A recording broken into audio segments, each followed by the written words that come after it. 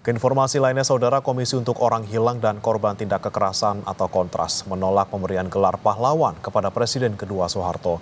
Menurut Kontras, pemerintahan di era Soeharto terjadi banyak kasus pelanggaran HAM berat dan juga masifnya kasus korupsi, kolusi, dan nepotisme.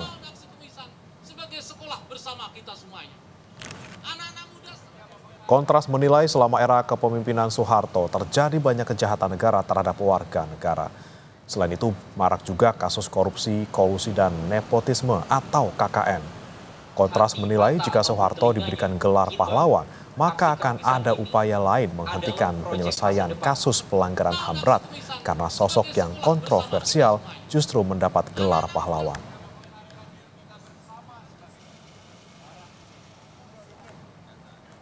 Dalam konteks pemberian gelar pada Soeharto, ini penuh dengan kontroversi, Mbak, gitu ya.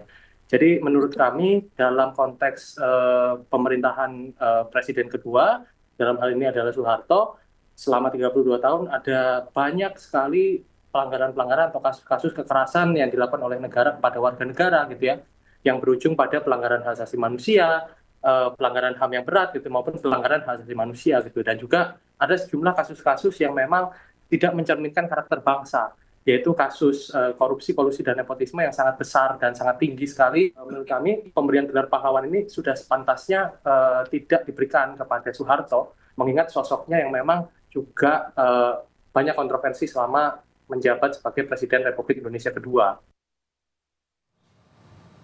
Buntut pengusulan Presiden kedua Soeharto menjadi pahlawan nasional, sejumlah petisi muncul di laman change.org. Petisi menolak usulan yang diinisiasi oleh Gerakan Masyarakat Adili Soeharto telah ditandatangani 4.000 orang lebih.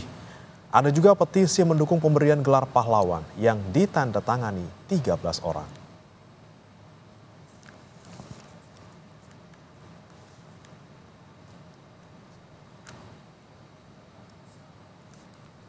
Sebelumnya, Saudara, Menteri Sosial Saifullah Yusuf bilang secara normatif usulan menjadikan Presiden kedua RI Soeharto sebagai pahlawan nasional sudah memenuhi syarat.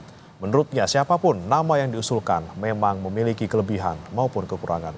Mensos Saifullah Yusuf bilang nama Soeharto sudah beberapa kali diusulkan menjadi pahlawan nasional.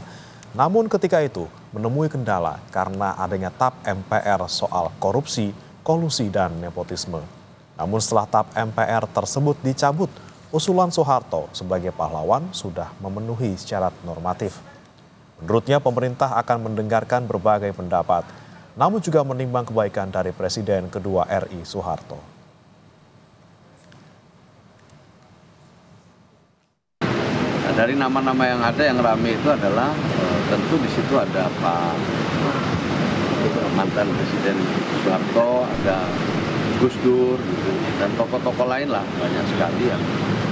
Itu semua memang punya peluang untuk diusulkan oleh Kementerian Sosial setelah nanti kajiannya benar. Mengapa? Karena paling tidak syarat-syarat normatifnya semua sudah terpenuhi. Siapapun yang diusulkan pasti ada kurangnya, ada lebih. Pak Harto misalnya itu sudah berulang-ulang ya diusulkan, atau sudah sejak tahun 2010 diusulkan, ya, tapi masih ada kendala, dan sekarang salah satu kendalanya itu kemarin soal TAP MPR-nya sudah dicabut.